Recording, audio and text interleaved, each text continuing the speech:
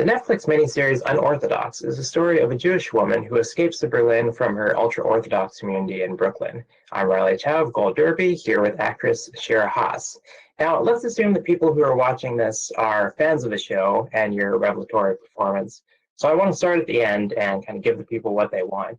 Because we only got 4 episodes with Esty, so we don't know if she finds out about her grandmother, if she stays with Robert, and generally what she goes on to do after the finale.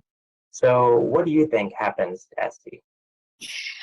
Wow, that's a good question, and it's the first time I get it, so it's interesting to think about it. I mean, I think her challenge, she has a lot of challenges to go through right now. It's not like it's over because she has kind of like a happy ending. I mean, I think it's kind of like a never-ending challenge to find yourself. I don't know what will happen. I want to believe that she got into the conservatory. And to be honest, as for love interests, I don't think she'll be neither with Robert or Yankee. You know, there are teams right now, like Team Robert, Team Yankee, and I'm Team Esty, you know. So I think she needs to go through a lot more in order to choose this. But she's definitely stronger, and I definitely have faith in her, that's for sure. Yeah. Okay, take me back in the story a bit, because when Esty arrives in Berlin, she doesn't, contact her mother. She doesn't really have a place to stay. So what's her plan there?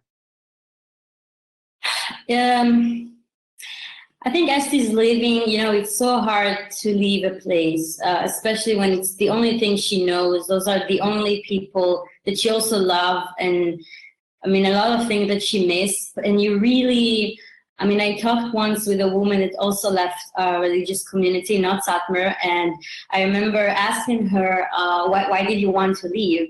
And I remember she just looked at me and she said, Shira, no one wants to leave. You know, I mean, you really only leave when you have no other choice. It's kind of like she's a survivor, Esty, and everyone that leaves any place like that, not necessarily a Hasidic community, it's really about surviving. I think she's leaving because she needs to leave. She needs to find herself.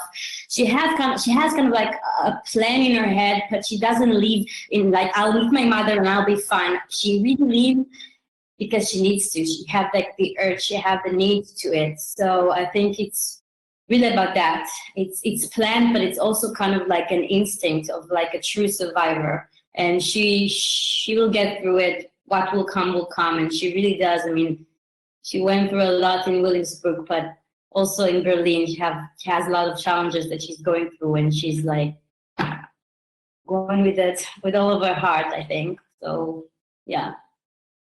Can you talk about the kind of dichotomy of the character where she seems quite repressed, but then when she gets to Berlin, then she's, socializing and she's meeting all these new friends. So on the one hand, she's this woman who uprooted her whole life, but then on the other hand, she's quite reserved. Yeah, I mean, also when she's moving to Berlin, it's very hard for her to communicate. I mean, everything is so different. She's been told that she's different also in Williamsburg, but she also feels very different in Berlin. Andres with Andre Meidlich, but she also feels so different and unusual in Berlin, and she gets that from people. And even sitting with them in the car is hard for her to be around like men in the car and trying new jeans. And it's really also there about, I mean, not only leaving the past, but also processing so many things in the present and in this life, that she's even using a computer or basic things are so new to her. And I hope that answered your question, but please feel free to ask more if not. That's great. Now, I did want to ask about her fashion choices, because I find them quite bold, actually, when she gets to Berlin. And she's not just, getting solids and neutrals. She's getting, a scarf that is clearly just fashion. It's very colorful. So where does that come from?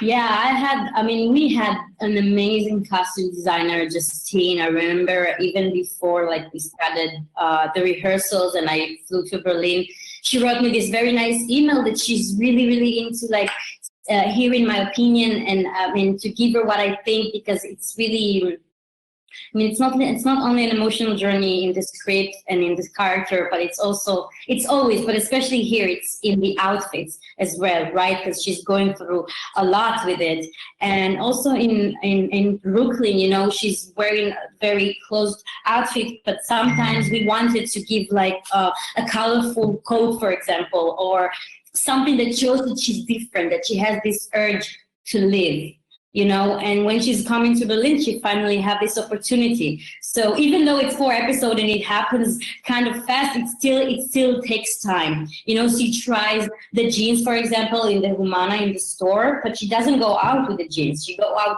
with the skirt. It's still too early. Only in the next episode, when she's going out to the world more, and after what's happening with Robert, she's allowing herself to put the jeans. But it was important for us to show, even in Brooklyn, you know, I remember her blue coat that she wore that was so bold compared to other women, and then in Berlin as well. And she sees also like the other musicians, you know, she sees Dazga, for example. So she tries to be like her with the scarf and with the things that she sees. She really takes it in and she wants to experience it all, but also in her timing, in her like process of things.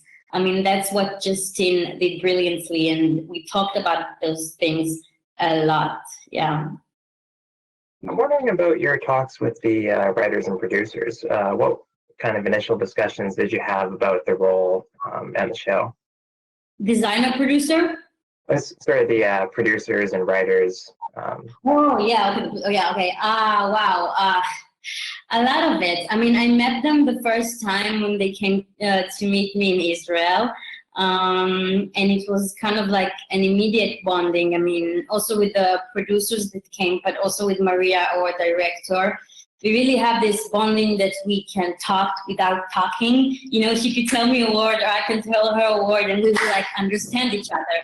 And then when it was official that I got the role, I remember reading only like 2 episodes, and then I got the other 2 because it was still like in the process of writing, and we talked about those things a lot, and some things also kind of like changed as we walked, as we did it. And what was really, really special in Unorthodox was not only the writing, which I really, really loved, but it was really also the open conversation. I really felt like my opinion is valued.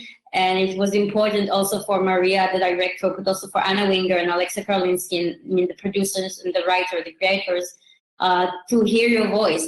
And I mean, it was really, really open. Also the rehearsals, we didn't have a lot of rehearsals of like reading and standing and stuff like that, but I had a lot of rehearsals and meetings with the producers and directors and director with Maria about how we see the character, what's happening in that scene, about the journey, and especially the fact that there's so much like scenes also in the present days, of course, but also in the past days, and it's mixed together. You need to have a very, very arranged in your head what comes before what. You know, I had, for example, I had 2 scripts. I split it to 2 scripts. I did like one of the scenes in Williamsburg and one of the scenes in Berlin. And of course, it's the same character, but I wanted to have the chronological way that the character is going through, right? Because you can have suddenly a scene when she was like 17 and back to the present days.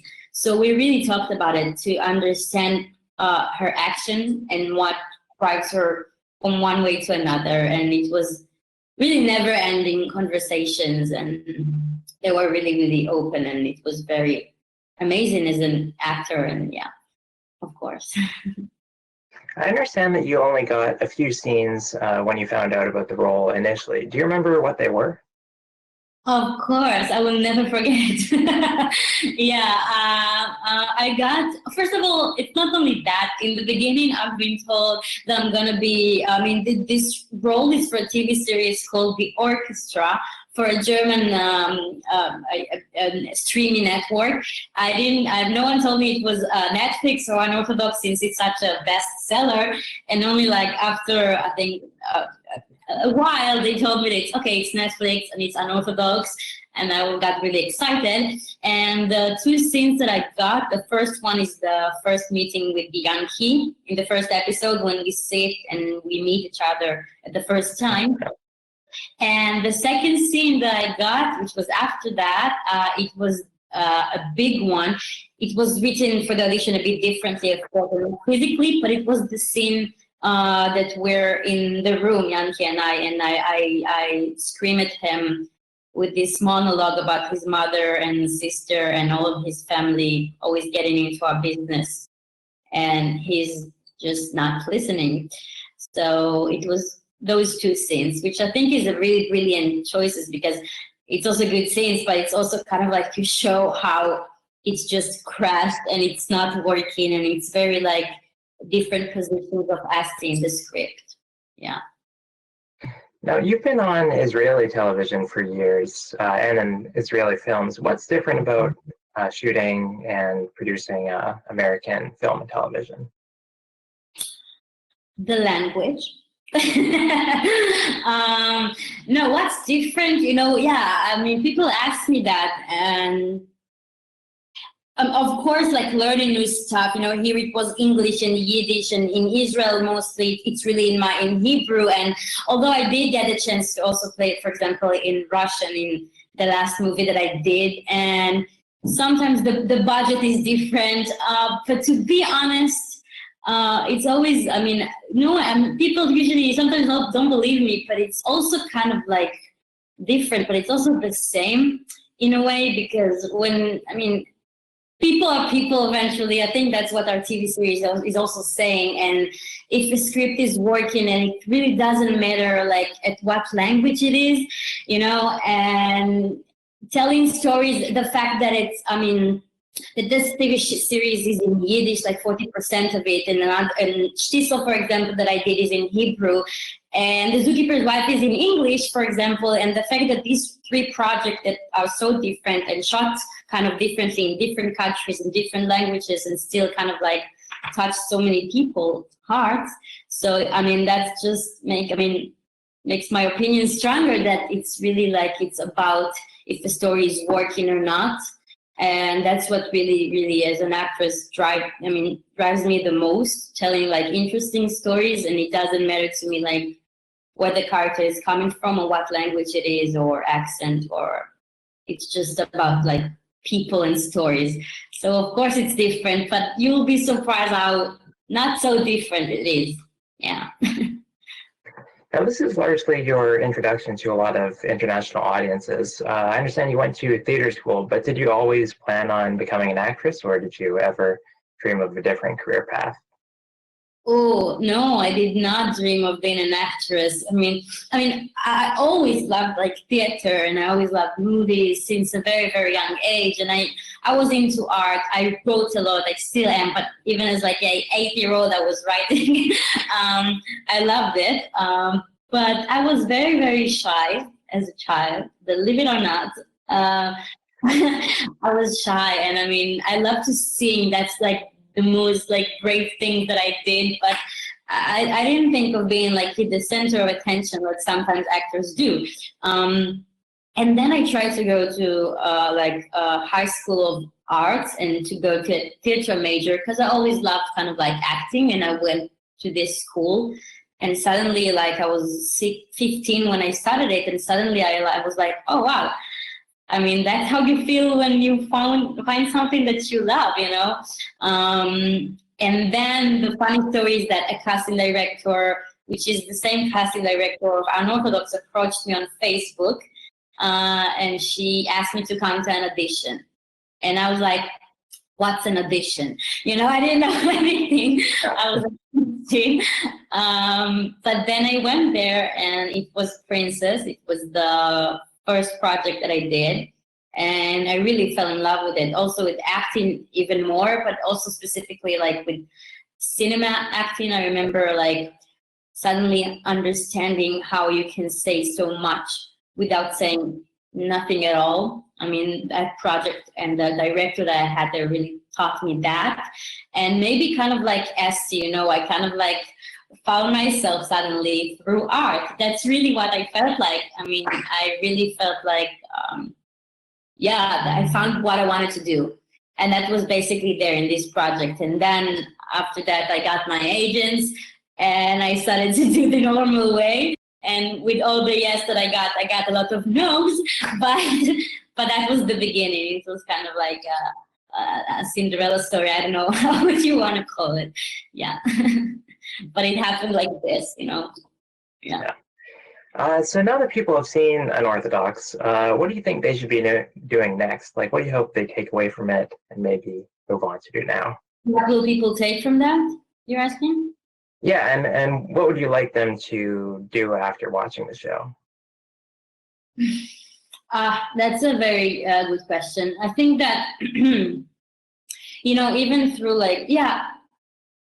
I always say that if someone, some girl or a boy or any age, whatever, will see this project, this TV series, and will see, will think that they can do differently, that they're feeling different and they are okay, or even in the small steps, if I can change something in my life, if I can change relationships, if I don't know, to do something that takes courage, but I can do it for myself, then we did so much. And at the same time, if people will see this show and will see this community or people that they did not know before, or just have like stereotypes in their head, and they will think and they will see that like we are all people, even though we're different, the fact that I can relate to someone that is so different from me, and I can understand her, and I can understand also the other characters, and they can say that people are people.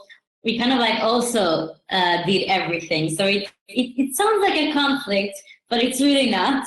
And yeah, this character and this story really made me question a lot about like what freedom is and the value of freedom. And, we see so many people that are so like free spirit and liberated and modern, and we might think that are free, but it's not necessarily true. I think freedom is kind of like an inner feeling, and we need to ask ourselves all the time if we feel that. And I think it's a never-ending journey. So, if it will make people to question that and to get stuff like that on the table and to talk with people about that, and if it will stay with them, then I'm very, very happy about that. Yeah.